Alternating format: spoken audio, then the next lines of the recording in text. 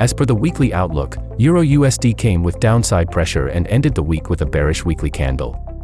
Investors should remain cautious this week due to the monthly closing on Monday.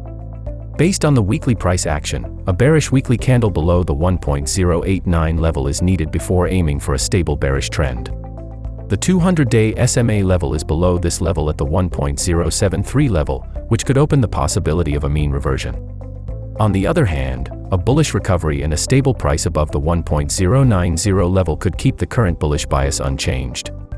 In that case, the current possibility is that the price could increase the upward pressure toward the 1.120 key level.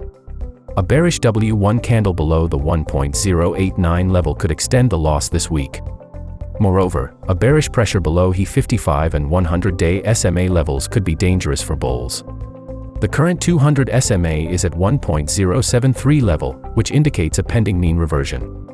A buying pressure is valid as long as bulls hold the price above the 1.090 key level.